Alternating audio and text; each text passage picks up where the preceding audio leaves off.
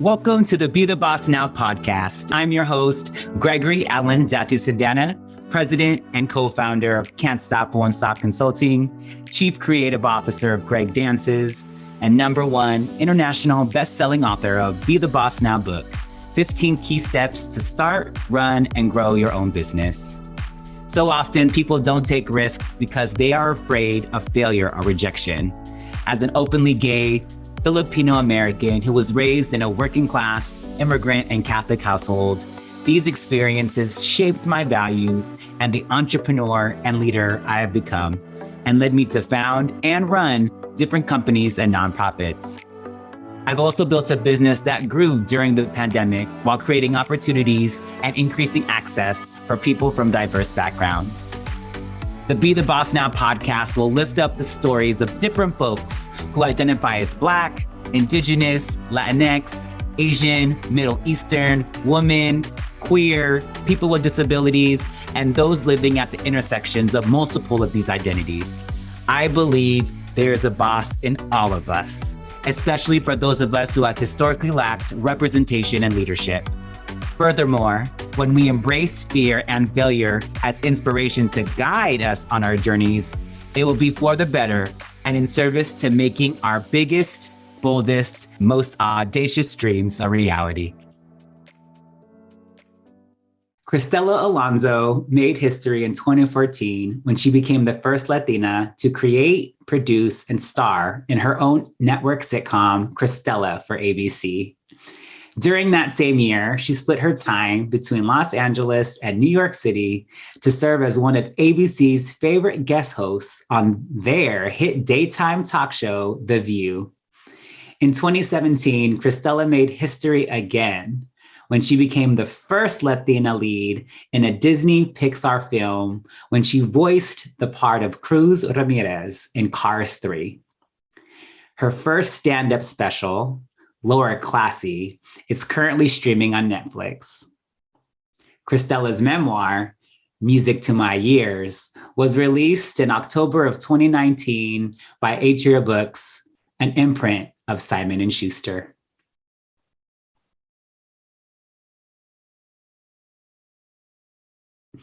Aside from comedy, Cristela focuses on advocacy work, fighting for issues such as immigration, universal health care, and lower income communities.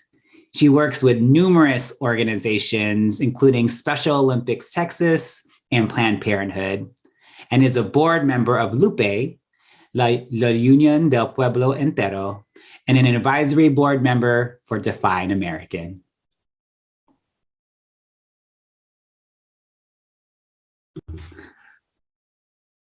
All right. Well, thank you. Salamat. Gracias, Cristela, for being a guest on the Be the Boss Now podcast, where we want to help people understand they have the agency and the freedom to decide what a boss means for them, to live their wildest dreams, and to make change in their communities. To kick us off, I would love to just hear from you around what does it mean to you to be a boss?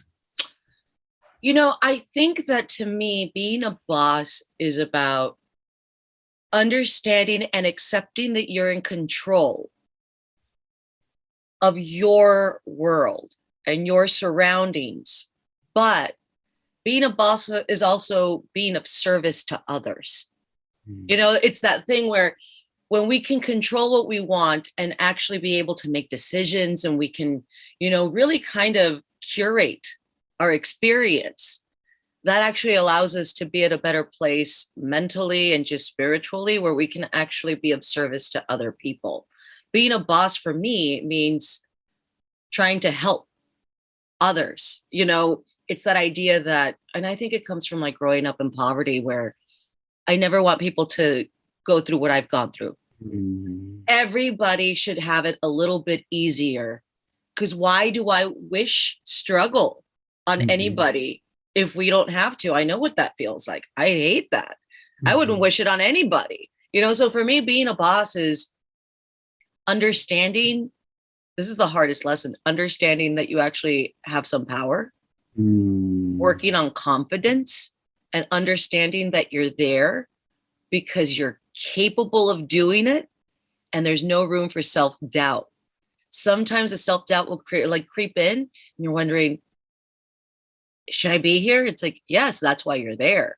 And that's really hard. It's a really hard thing to accept because, you're just like, especially being, a lot of times we don't seek out that.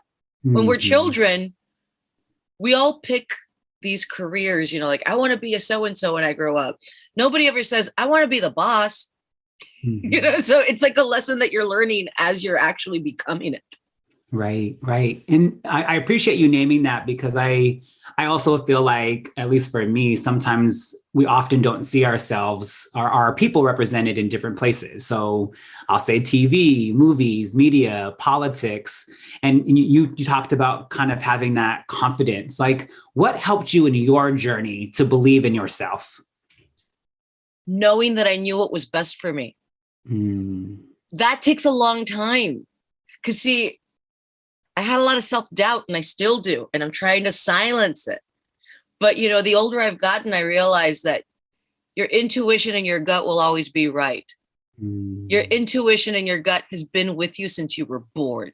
But for some reason, so many times we like to pay attention. We like to listen to people that are just coming into your life saying, I know what's going on. Let me tell you how this works. And you're thinking, you know what? I think I know myself better. And what might have worked for you doesn't work for me. And again, that's the thing about being a boss, right? Is that it's just so anything and everything. It's so subjective to what it means. You don't have to follow any rules. You actually can make the rules as you go along, So for me, it was being in situations looking back where I remember thinking, oh, I don't know enough about this. I should listen to other people who have been through this and, that said they wanted to help me, but sometimes, and accepting help is great, but sometimes the help is actually people trying to make you become them and not actually having that chance for you to become your own boss. And that's pointless then. Because you're not, it's that thing I've always said, I would rather fail by myself, fail knowing that I did it my way, than fail and wonder what would have happened if I had been myself. Right. No, the part, especially about you saying like, it's about making our own rules, really resonated.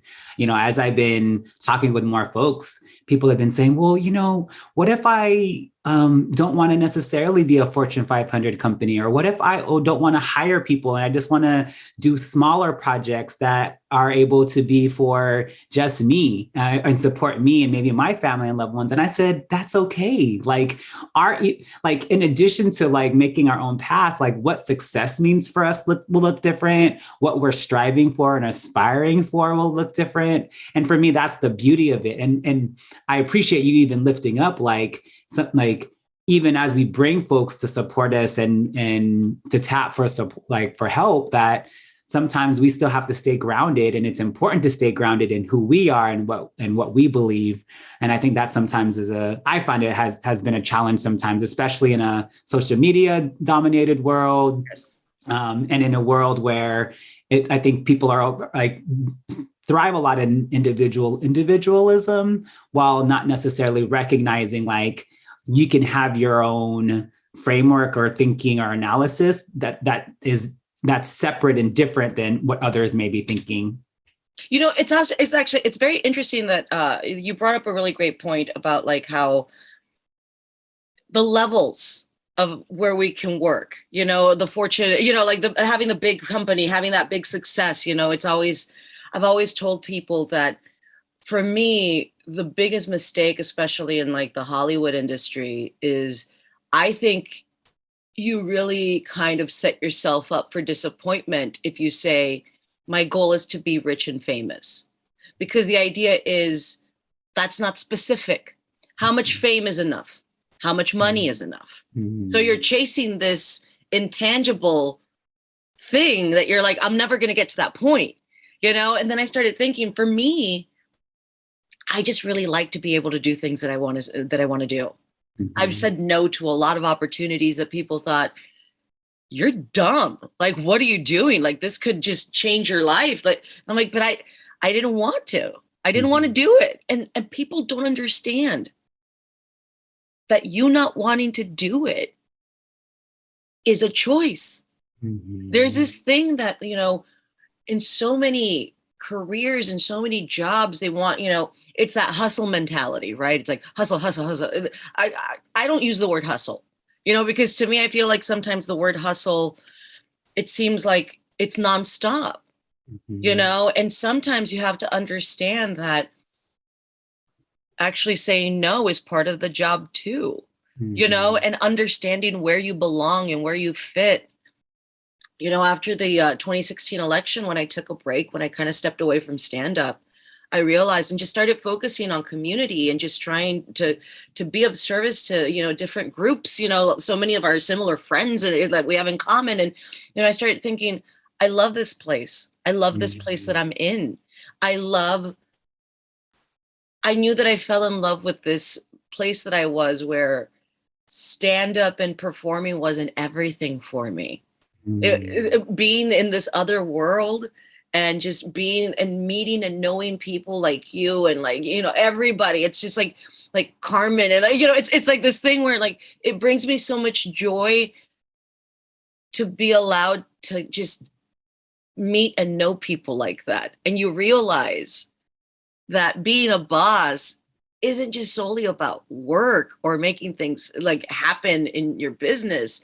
It's about actually being a boss in your life and understanding that you have to work to end up to be in the spot in that part of your life where you want to be in and you want to actually be happy.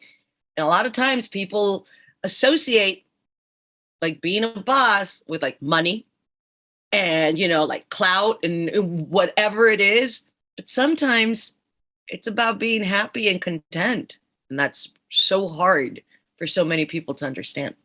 Yeah, so true. And I mean, as you're reflecting, one of the things that's also coming up for me is that so often I feel like people also don't take risks because they are afraid of failure, afraid of rejection. And, and I feel like I'm learning even in real time that it's sometimes experiencing some setbacks or the failures actually has taught me some of my own greatest lessons and strengthened my own sense of self and building that confidence within me. Can you share with us a time when failure or rejection was your friend? Oh man, looking back at it, it wasn't my friend when it happened, but like I remember, so I moved out to LA. This is the second time I've moved out to LA. The first time, early 20s, I was going to come out here and act and everything, and I come from a family where they couldn't understand what I wanted to do. The jobs that we had were all very, blue collar, very like manual labor, so it's like trying to follow a dream was already just at the basics was just insane to them. It was wild to them because it was like, no, but we're about survival. What is this thing where you chase a dream, right? So when I moved to LA, I just was so hungry for it. But, I couldn't get by. I couldn't survive here. And then my mom got sick. And then, I got a call saying that my mom was on her deathbed. I'm like, my God, I didn't even have money to fly home. And a friend of mine used miles to fly me home. And I told them, I don't know how long I'll be back. I thought I was going to be gone for like a week, 2 weeks. And I go home to my hometown to see my mom and she doesn't die. And she asks me to stay. And she asks me to stay with her to take care of her. And I had to say yes. How do you say no? And I remember calling my roommates at the time and saying, I know this is weird, but I can't come back. You need to sell all my stuff or like, I don't know what to do. Like I had no idea what to do to be in that position. And I took care of my mom. And then she passed away, sometime later. And my family made me feel like I was stuck in Texas. They're like, well, you tried your dream and it didn't work. So now Now you have to get a job. Like, just you tried.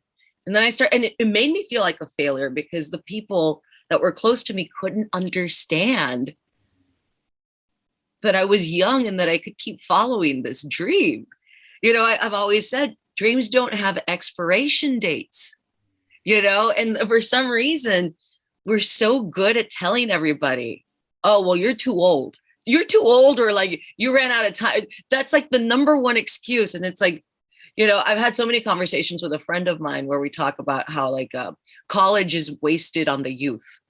It's like this idea that you go to high school and you're a kid, and then you're expected to go to college and decide what you want to do for the rest of your life. You know what I mean? And it's like, and it's insane because you're like, what? I don't even know how to do my laundry, and I have to pick a career for the rest of my life. So I've always said it's like that thing where it's interesting to live a life to where you decide, this is what I want.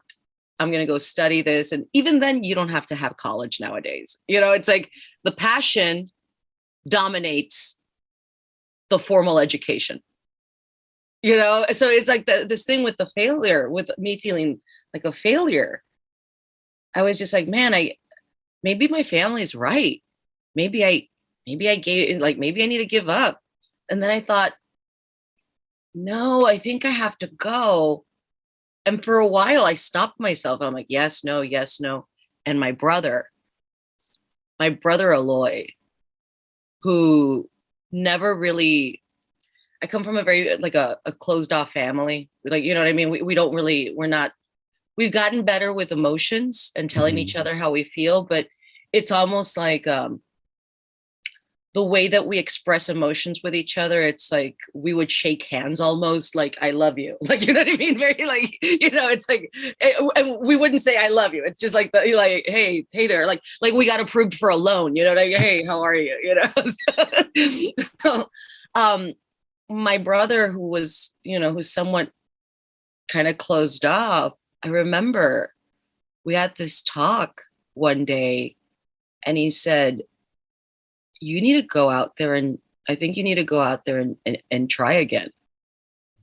And it really threw me off because he wouldn't be the one to do it. Like he wouldn't be the one to say that. And I was like, what? I remember thinking like, what is happening? And he said, go and try. And remember, you can always come back. Like, remember that when you leave, we don't close up the city. We don't close up the town, and you can always come back. There are no gates. There are no locks. So go and keep coming back if you have to. And when he said that, it just hit me to this point where I was like, oh my God, like, it's so simple. It sounds so simple, but who tells you that? Who tells you that it's okay to go out there and keep getting those setbacks and keep getting those failures? And, it's like, that's what he was saying. Like, I'm getting chills right now because it's such an emotional moment for me that I started thinking like, it's okay to keep trying. Keep trying. Like when you keep trying, that's actually very successful, because when it doesn't work out the way you want, you do learn something from it. Like with my TV show, I had a lot of mistakes that looking back, I'm like, I'm glad they happened because they'll never happen again.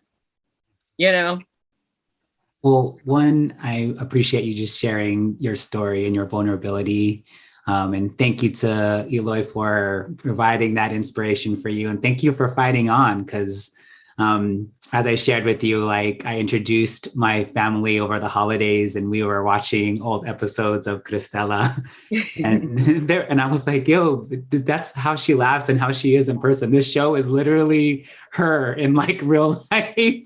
And it was such a proud moment to share with my family. And you were talking about how your family is closed off. And I definitely have resonance of that with my family. And so just different moments in there, I was like, yo, like, I appreciate that there is content like this that I could relate to, that my parents and my family could relate to. And it opened up lots of good conversation. So I want you to know my parents are We're just excited to be introduced and to learn more about you and the stories that you share through the show. I love that. Oh, I love hearing that. It's so funny too. I think that it's so important. I think that's why when we talk about like diversity and we talk about creating different stories and telling our stories, I think that what we always kind of skip over is that diversity comes in many shapes and sizes and versions of everything.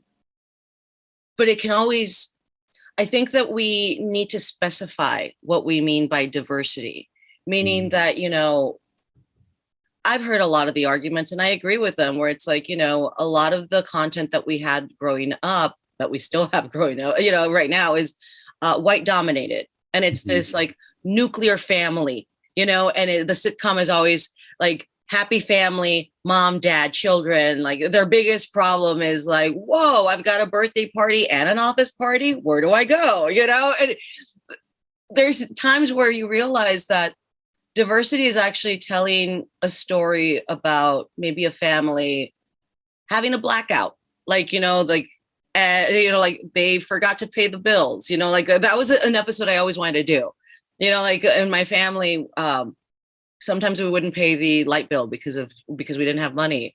And we would just have to have days of us playing games and trying to make do with no electricity and stuff. And that's diversity. It's, and it's funny because like, that's a different family. That's just like the other family, so we can have those moments of, wacky birthday parties, but we can also show how we can all thrive. And the whole bottom line is we're so similar yet different. And we need to find those stories and create that content that shows how similar we are. Because right now, especially on social media, we magnify the differences so much.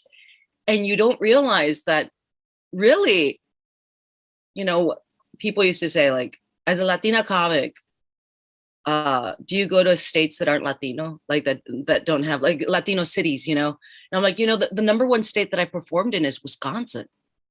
Right. And they're like, Wisconsin, but you're Mexican. Like, what? And I was like, yeah, but I'm also Catholic. I also came from like a blue collar family. I also had a strict mother. I also, it's like, it's about identity, right? To me, diversity is about identity. And having that variety of identity, so it's like, it's that thing where I love hearing that, that you showed your family the show, because it's this thing that I think so many of us think that, and so many of us meaning the industry, they're like, Latinos only watch Latinos. Nobody else will watch anybody else, like Black shows are for Black people, blah, blah, blah. It's like, it's not true. It's not true, Not at all. Not at all. And the other thing I wanted to ask you related to kind of the industry is, you were the first Latina to produce and star in your own network sitcom. Yeah. And how do you navigate being the first, or how do you navigate people like putting you in a box or maybe not knowing much about you, or they think they know so much about you and then can try to define you in a certain way? How do you deal with that? I'll tell you, I'll be honest. It's actually been it's actually been a struggle. It's, a couple things, like when the show came out, there were so many people, like when the show came out and I was doing stand-up, there were so many people that didn't know I was a comic, so they were like thinking, oh, this actress just thought that she could do stand-up, and it was this thing. And that actually came because, stand-up is so, when I was coming up, and it still exists, it can be so segregated that when I moved to Los Angeles, all the clubs had, predominantly white shows, and they would have the token ethnic nights, Latino night, like Taco Tuesday, everything, right? So when I moved here, there was a booker at a club that said, no, like you have to go do the Latino rooms, which were bars and restaurants and so we all kind of were sent off to do these circuits that we create. That's why people didn't know me. It's not that I wasn't doing the work. It's just that I was doing the work where I could get the work, so it was like that thing where, I kind of came up, I was touring with everybody, all the big names in stand-up, it's like I came up with so many people that in stand-up that are wildly famous, and nobody really knew of me because I was doing the outer circles, I was doing I was like the moon. They're the planet, I'm the moon, right? So it's like that thing where it's like I'm kind of in the neighborhood, but not really. So when the show came out, I realized that when you're the first, no one knows what to do with you. And that's when you're the first, they treat you like you're this magical creature that they're so confused. They don't know. They're like, wait, a brown woman. What do we do to promote this brown woman? We've never had one like this, And I remember, I've spoken about this, the network, when they wanted to promote the show, they had pitched talking bus benches in like Boyle Heights in the Latino neighborhood. And they wanted to put talking bus benches where people would sit down to wait for the bus. And I would promote my show by saying, hey, this is Cristela Alonzo. We've got a new show coming out this fall. And I immediately said, no, we're not doing that. That is so wrong. And this is like 2014. So it's not like I'm saying in 1973, this is like last week, right? So I was like, no. And they kind of took it so many people took it as like, oh, she doesn't want the show promoted. You know what I mean? Like, oh, like we're telling you what happens. Like, this is how it works. And I was trying to tell them, as a stand-up comic, I've done all this.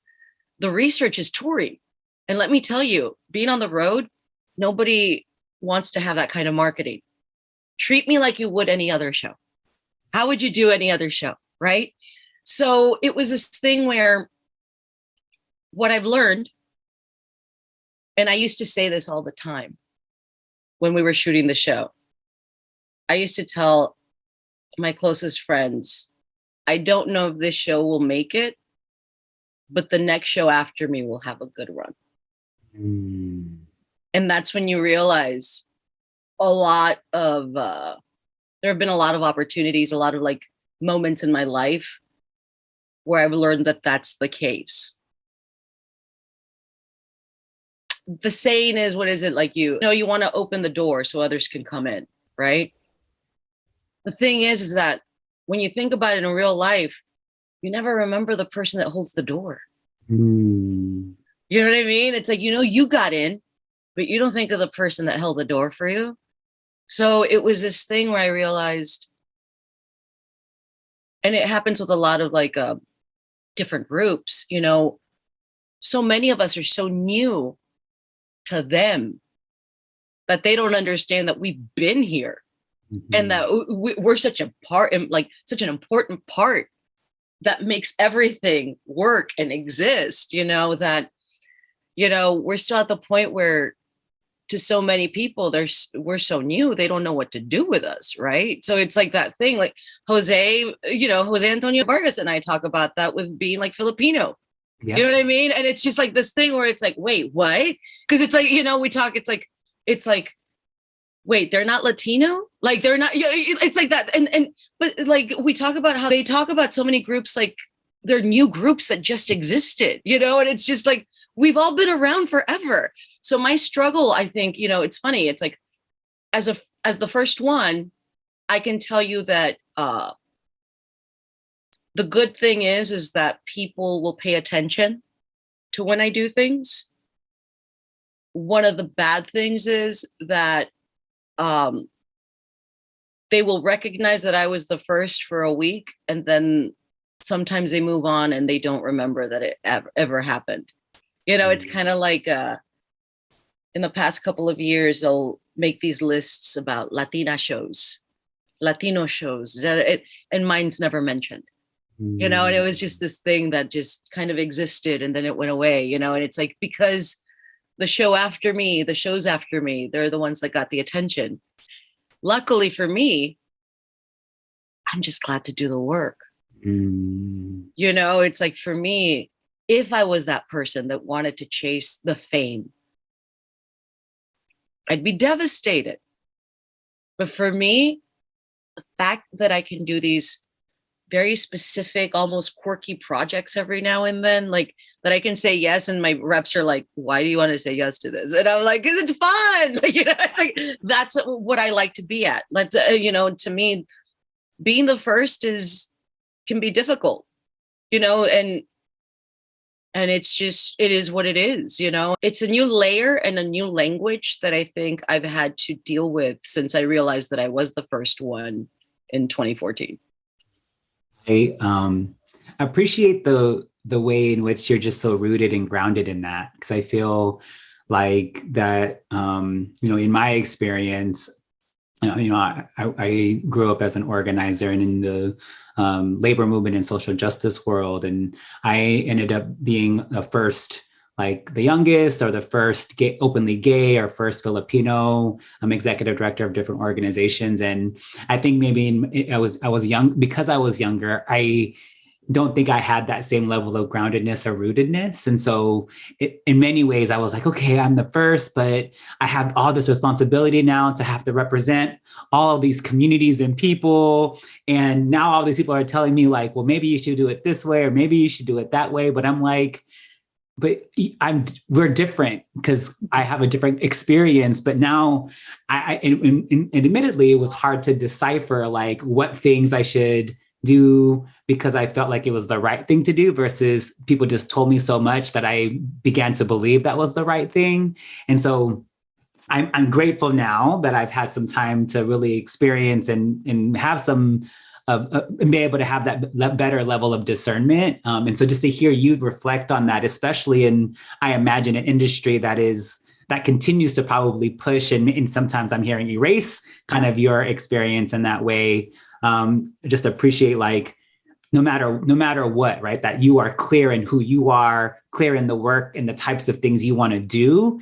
And I think I want to pull that out as like a thing that is such a boss thing for me, is like, okay, no matter what anyone else says, this is who I am and this is how I'm going to show up in the world. And whether you like it or not, and whether I'm on your list or not, or you actually name that I'm the first or not, that I'm still going to do me, and that's not going to stop me. And so that is so inspiring. I'm feeling the sense of just like, yes, like that is so real. And I hope people can really take that with them. It's funny because like in stand up, there was a comic years ago, and this is in regards to how, especially right now with like social media, with TikTok, with everything, it's like everybody wants to be loved by everybody. Right? Like people want to go viral and they want to be like, have this following and everything, and I can't remember who it was, but a comedian years ago said that to be a very successful comic, all you need is to find 1,000 people that will go see you in certain cities. Right? Because that means that you can sell out like a theater, right? And you can make money to like, and when you think about it, 1,000 people in certain cities is a lot, but it's actually not that much that you need. You don't need the accolades of everybody to actually be able to do what you do. And you realize that you're like, oh, I don't need, what is this search of wanting to be liked and loved by everybody? Because you're right, like you actually bring up a really good point when you were talking about like being the first, like in the organizing space, and so many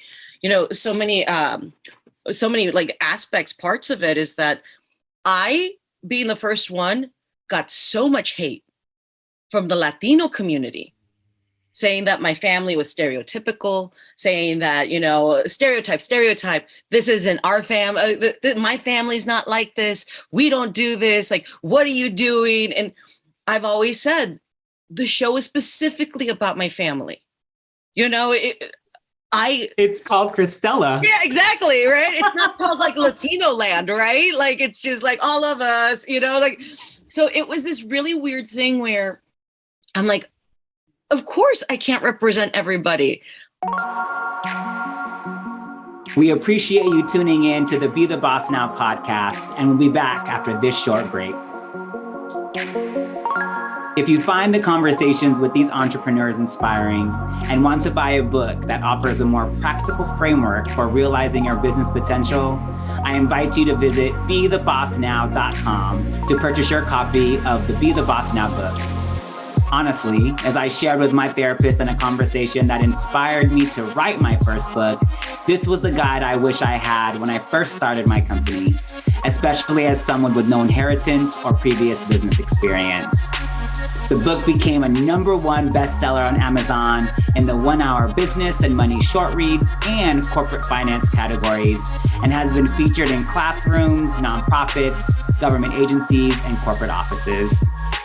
Furthermore, if you know someone who could benefit from a structured program, support, and being in community of entrepreneurs, please nominate them or consider applying. We've been hosting virtual sessions and are exploring the idea of in-person cohorts by geography in the future. So you don't want to miss out. Please visit BeTheBossNow.com to buy the book, nominate a boss, sign up for the newsletter, or take the leap for yourself today.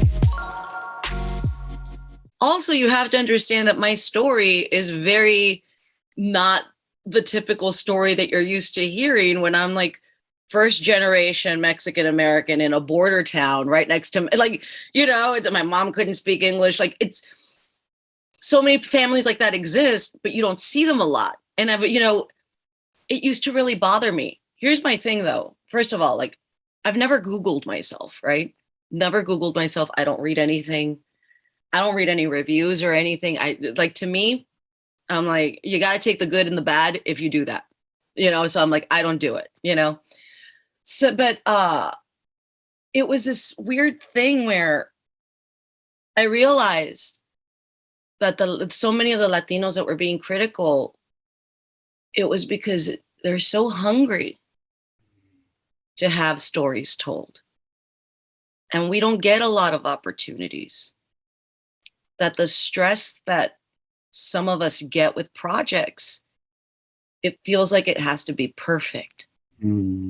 Because the opportunities are limited, so it's that thing where the opportunities are limited. So everybody wants everything to be something, and the one thing, if they find one thing, and this is obviously not everybody, but the people, this goes to the critics, but they find that one thing that doesn't mirror themselves or doesn't seem familiar, then it's like, well, this is trash, and I used to always say, but other shows don't have that problem. Like, I grew up watching the original Roseanne, and I never looked at it and said, all white mothers are like that.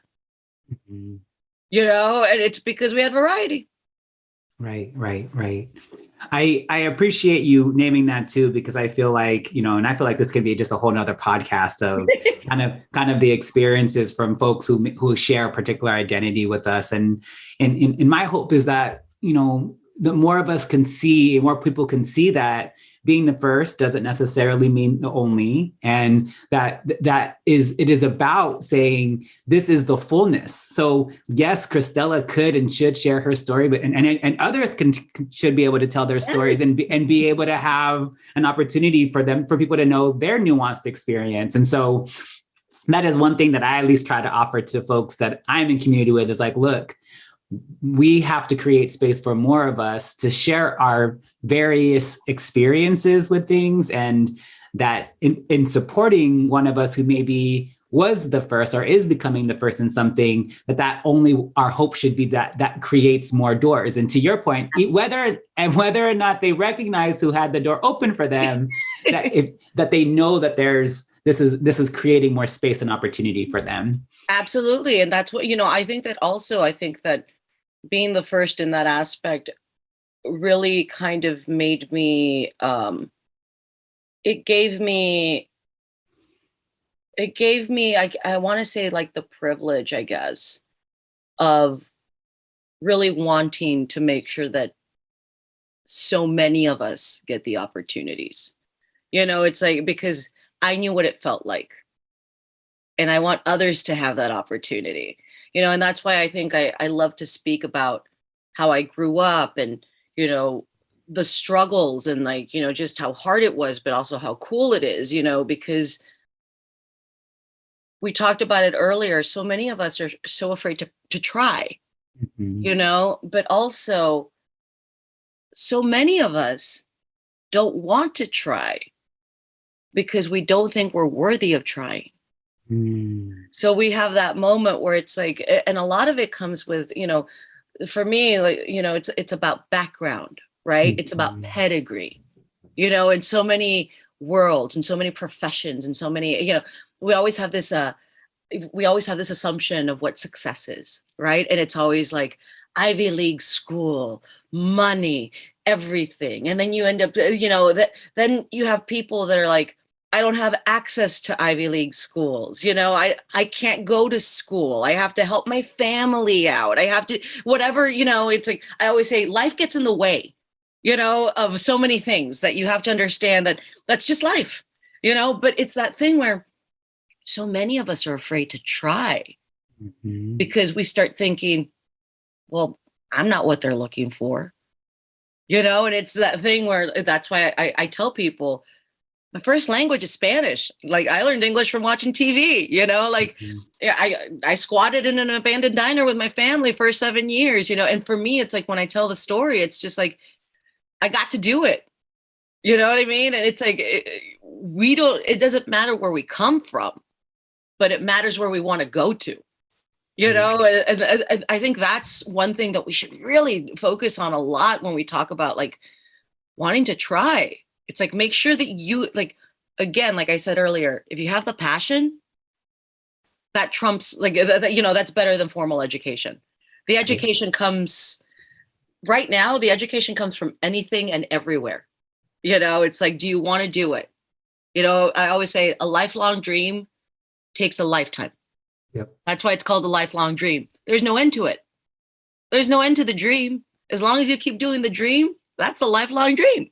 Right, right. I appreciate you naming that, and it leads me to the next kind of question I'd love to Yeah. ask you about. And I know you use your platform to speak out about this, but it's an unfortunate truth that comparatively, women are paid less than men. Mhm. People of color are paid less than white people, and then women of color are paid less than white women. What has worked for you when advocating for your worth? And is there any advice that you would offer, especially for those of us coming from working class, poor, immigrant families and backgrounds in doing so? Because I feel like this is something that many people Yes. are curious about. To me, I don't know, it's like you never know what you're worth, but you know what you're not worth. So when you feel something that, like, when you get something offered and you realize, no, I can do better than that, you have to go with that. I always say that in this business, I will always say no to things if I'm willing to walk away from them and not ever think about it again.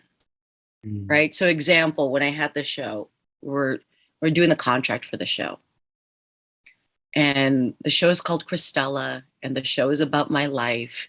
And I had a co-creator, and he was a white guy, and he got so much more money than I did because he had written before, and I was just this scrappy kid, coming in or whatever. Scrappy kid meaning mid-30s. You know what I mean? So it's like, and it's like the scrappy kid that didn't know what to do except that she sold and created an idea that was based on her life, right? So we get to this point. I remember we're on a phone call, and it's like my agent's there, my lit agent, and I are talking. And it's the final offer for the contract.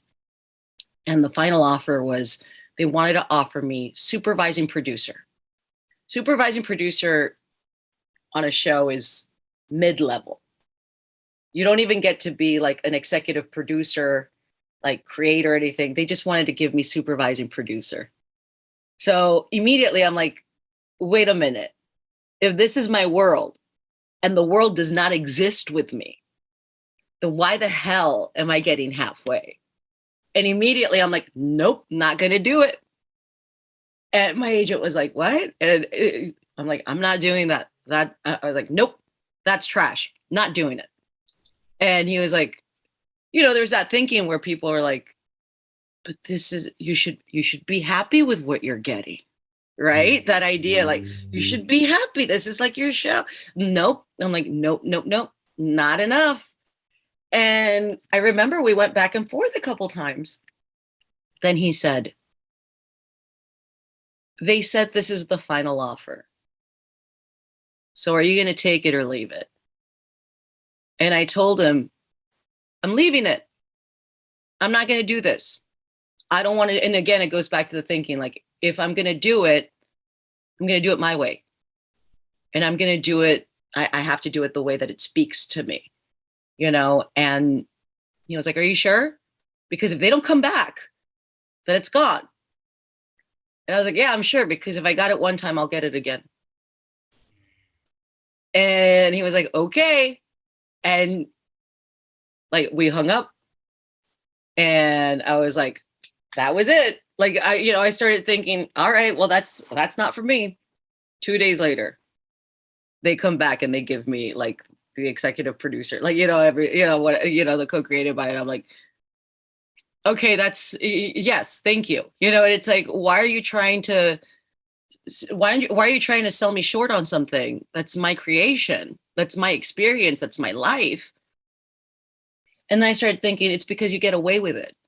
And it's like, and so, what I did when my show got canceled, there were a lot of Latino writers that would DM me. And because after my show, it was hot for Latino writers. There were like a lot of Latino writers that sold shows the year after my show was, had been on the air. And there were like Latino writers that reached out to me to ask me questions about contracts, like the deals. And I met with some of them and I told them, I'm like, anything beneath this is beneath you. Always ask for more. And that's what, for me, I think it's very important to talk about money and contracts with other people that are in that world, because we need to share the information. We can't be so precious and not tell each other what we got paid and stuff, because that's how we realize the discrepancies that exist, and we have to be honest with each other and say, hey, that's crap. You're worth more than that. And this is what they're trying to do right now to minimize you. You're not going to do that. Ask for this. And that's how you make the change, with the, with inequality when it comes to pay. It's like, we have to share that info with each other, because we all need to know, hey, that's dumb. Like, low level other guy got so-and-so and you're doing all this work. That's how we do it. You know what I mean? So for me, I'm very open with, the questions about like money and everything and what I'm getting. And I will be honest and tell you when I'm not getting a lot of money, because people need to know. I appreciate you naming that and sharing that. One, I guess a follow-up to that is, I meet a lot of people who, especially who come from similar like working family immigrant backgrounds, who are like, well, I don't know if I'm in a position to say no, or I don't know if I'm in a position to not take an opportunity if it means that I'll be able to, put food on the table, or this will pay another month's rent. So what do you tell people who are like struggling with that? It's like, even if maybe I know that this is not paying my worth or paying what I think I should be getting paid, like, and who are navigating that tension of like, if that's the case, should I still do it? Yeah. But am I going to get another opportunity? I don't know. Like, what do you offer to those folks? You take it. If you're struggling, if it's about putting food on the table, you take it. Because it's also like, when I think about it in that aspect, I start thinking, what's better? Doing a job like that will pay, that gets me into that field or gets me into that world, or going to serve at a restaurant? You know what I mean? Like, and I say that personally because I was a server for years. So like it's always like my default job. You know what I mean? So it's like that thing where it's like, you have to pick and choose, because even a job that you might, if you're coming up, you can say yes to something and be in that sphere. That is better than having to do a job that's completely out of the world that will also get you the same outcome, which is, paying bills and surviving. It's all about survival until you don't have to. Survival is at the bottom, basic necessity. Survival, survivor, survival. Then after you get in, what's next after survival is actually like what I call kind of like understanding. And that's like that level where you understand that you no longer have to work like you did before, because survival kills people. Mm-hmm. So when we can actually, when we're fortunate enough to get out of survival and go into like the understanding, we need to be kinder to each other and take care of ourselves, and then, and I think for me, like in that situation, that question, that's kind of like the understanding level where you can do those jobs, do whatever you need to do to take care of yourself, but understand that all you have to do, I always say, in any business, you can't control what the outcome is going to be fully. Don't be a jerk. Be nice to people. Like in stand-up, I always say, I don't drink, or like I don't, like when I'm at work, I treat it like I'm at work, right? So it's like a lot of comics will have a beer or whatever, they'll drink on stage, and that's not my thing, right? And it's like, for me, it's just not my thing, right? But it's like, don't be a jerk, be nice to people, make sure that you treat your work like it's a work environment where you want to give it your all. And then, when you end up in those jobs that you want to say yes to because you're surviving and you're in that world, understand that you can meet other people that will get you out of that world. That you can like start meeting people that will eventually get you into the place that you want.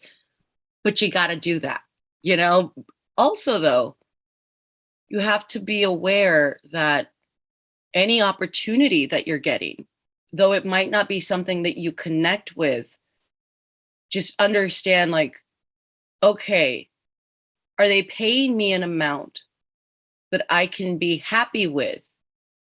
Meaning that they acknowledge that I have the skill in this world to do it. That should be something that keeps you going. And then you get to the point where you realize, okay, I've done it X amount of time. I can't do it for this amount anymore. Now, just by laws of nature, got to go a different level up. And, but it's a slow progression, and I think we can't beat ourselves up about not, about where we are, where we should be, because again, it's like everybody's on their own different plan. Right. No, that's something that it also took me some time to learn. I started working at 15. I was a newspaper delivery person. I worked at Togo's and Baskin Robbins. I would tell people, I am the best sandwich maker and ice cream scooper you will find. And if I knew you, you may or may not have gotten a little bit bigger of a scoop. But you would. you definitely would. You definitely would.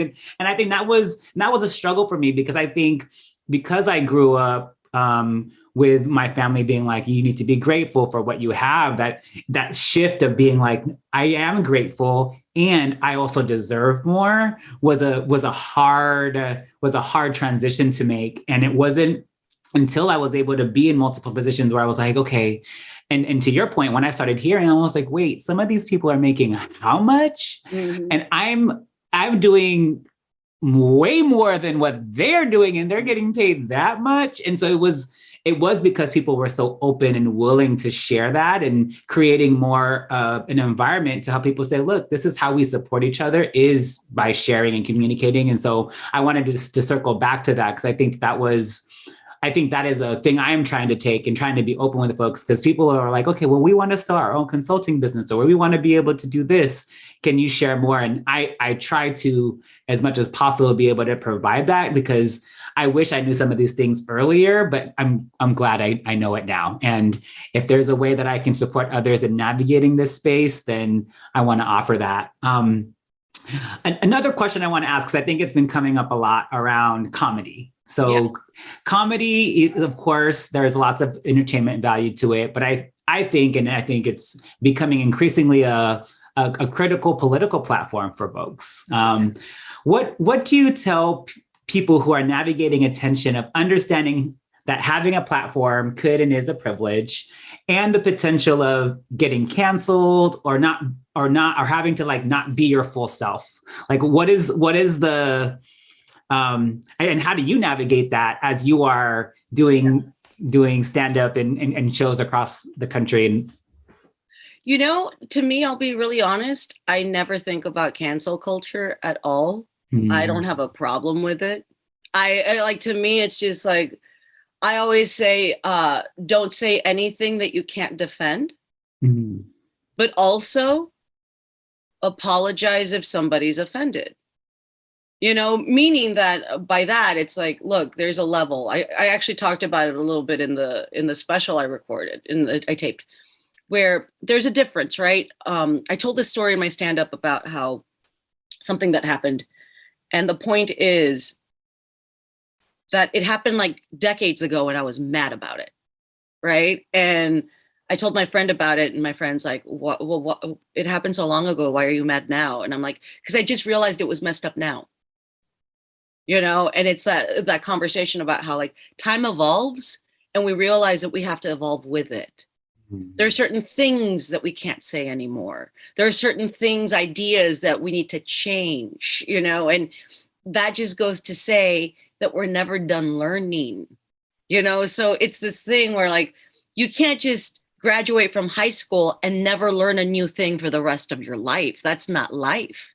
So for me, I always say there are people on social media that would love to pick a fight for you, like over everything, right? It's just like, if it's brown mustard, it's like, oh no, brown mustard, why does it have to be brown? Like, you know what I mean? It's like all of these like arguments that you're like, we're spending way too much time on this. But then you actually have these conversations about certain words, about like, like when a group tells you that something isn't correct, the whole group is telling you, understand that maybe you have to listen and tell people, I wasn't aware, I didn't know. We have to keep learning, but we also have to allow people to make mistakes, right? I think that, the difference is that when people make mistakes and apologize, you can tell when they mean it. It's kind of like, what is it? It's that thing on social media when somebody messes up and I'm like, and then people will be like, oh, the Notes app apology is coming. Like, you know what I mean? And it's like, it's that. And you can, every time I see like a Notes app apology, I start imagining the person just on their phone. Like, you know what I mean? And there's something about it that's so weird, but I've always said that, having grown up the way that I did in a border town, my whole world were just Mexicans, Mexican Americans. So I lived in such a bubble that having to grow up, I really just had to be open to everything and understand the world and be open to learning. So right now, the point that we're at in stand-up,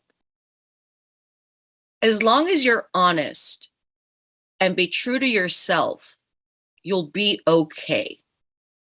If there are things that you're saying that human beings are not comfortable with, then maybe you have to think about why they're struggling with it.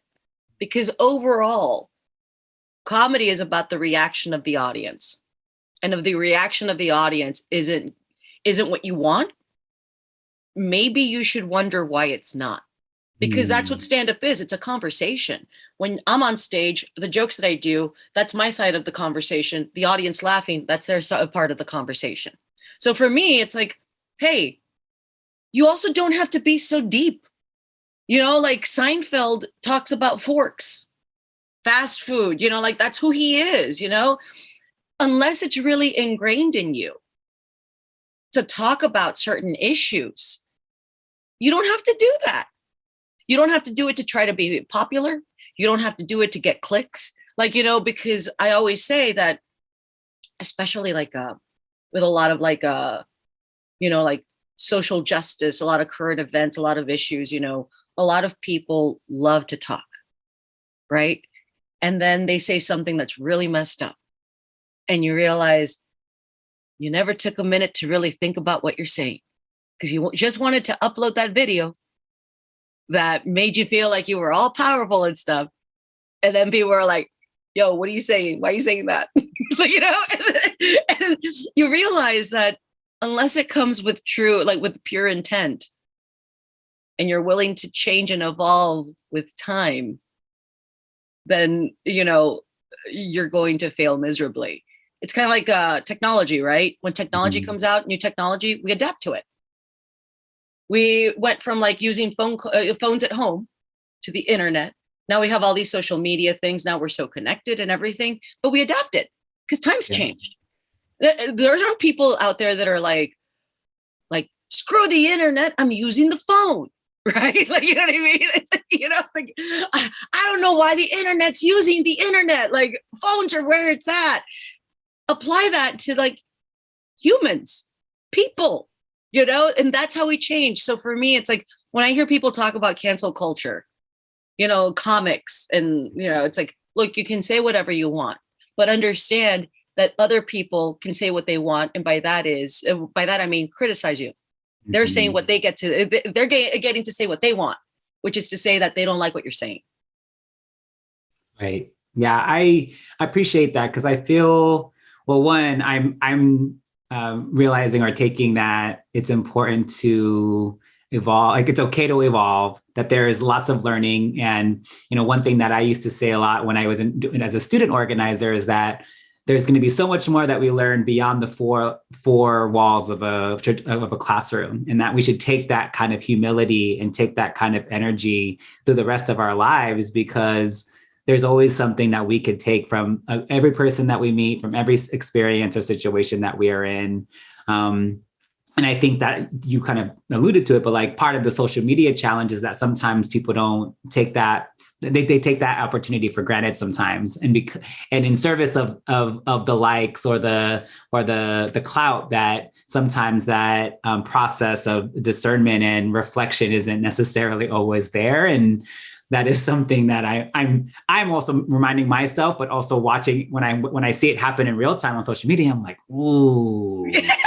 You probably didn't mean it to land that way. Yes, but it definitely landed that way. And it's funny because like Dolores Huerta told me years ago, like how in the movement space, we all have to find out where we're good at, right? Not all of us can do the same thing. Some people give money, and that's what they're really good at. Other people like to phone bank to get people to vote. Some people have the megaphone and they'll speak at the events. Some people design the posters. Everybody's got a job, but everybody finds out where we're good, right? So stay doing what you're good at, and understand that, unless you really have something to say, where it comes from here, and it doesn't come from a hashtag, then go ahead and speak it. But there's a difference, you have to understand where you're at, and I mean, like, just as a person, like, where are you? I understand that you want to, I know that you want to go viral on Now This, but sometimes we got to design the posters. Yes. I'm glad you brought up Dolores Huerta, because I feel like this kind of connects to the question, the last question I want to ask you around, there are clearly people like Dolores and other folks who came before us, who helped pave the way, who helped continue to mentor and femtor us, as I like to say. And so as you think about the next generation of creatives, of comedians, of writers, of activists, What is one thing you've learned from elders that you want to make sure you pass on, or what is some advice that you would offer to this next generation? That's actually another Dolores thing that she told me once that really stayed with me. And that's the thing about Dolores, right? Is that she throws these nuggets out like she's ordering at a drive-through, and you're just like, oh my God, this is amazing, right? So like Dolores she talks about how she was talking about how her greatest accomplishment, one of the things that she just loves to see, is when people come into their power. Mm. And it's about not making them come into their power. They do it themselves. The quote for her, I'm going to paraphrase it, but it's like every moment is an organizing moment. And it's that thing where she was describing how at house meetings, when she speaks, when she meets people, she does what she does. She says what she says. And then you see the people that really get it, that where it speaks to them. And you see them going out to do that work themselves, and that's when they come into their own power. So for me, the theme of this conversation, is about like sharing information and being open with each other to have these honest discussions, because you never know that one thing that you say that can spark and change or just speak to somebody on such a different level. And it's not your job to know. Your job isn't to try to fabricate power. Your job is to be yourself, speak from the heart, and let them take what they want from your words. That's what it's about. Like sometimes people like to refer to me, like they'll ask me if, can we use activist for you? And I'm not kidding. To me, I just feel like that is something that one doesn't choose to be. That is something that others see you as, and it's this thing where I never feel comfortable saying that I'm one. But if somebody wants to say that about me, I can't control that. That's their perception of me. But all you can do is just speak the truth and keep speaking from the purest of intention, and understand you'll make mistakes, because again, we're all evolving, and we all have, we are so connected in a world where now we're learning so much more about people that we didn't know before. So there's a grace period, but sometimes just know that anything you say can just spark something in someone else, and you don't have to try. What a beautiful way to end such a heartwarming and inspirational conversation, Cristela. Thank you. Thank you for being a boss. Thank you for speaking your truth. Thank you for coming into your power and for helping others do the same. I feel so grateful to know you and be in community with you. And I'm excited about more folks hearing and learning and growing and coming into their power too, because of this conversation and your continued presence in our world. So thank you. Thank you so much. I love you. I think everything you do is so great. Your energy is just, I feel like what I've learned in the past couple of years, I always tell people whenever I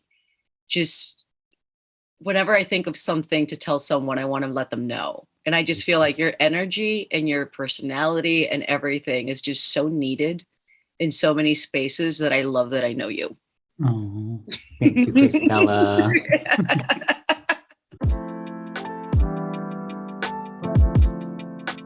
Thank you for checking out the Be the Boss Now podcast with your host, Gregory Allen Datu Sandana, president and co-founder of Can't Stop, Won't Stop Consulting.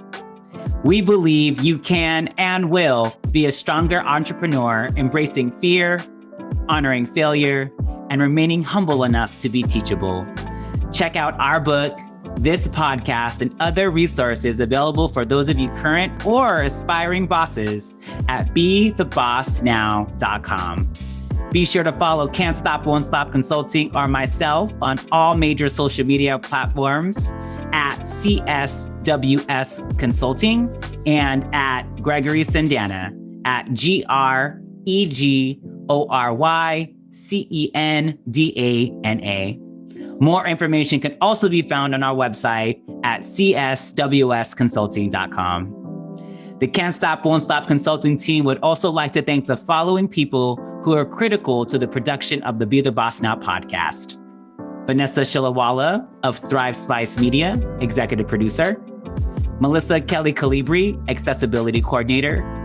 Darren Rousseau Hollyfield and Stephanie Chow, American Sign Language interpreters. And also all my family, friends, educators, and anyone, including the naysayers, who played a role in shaping the boss I am today.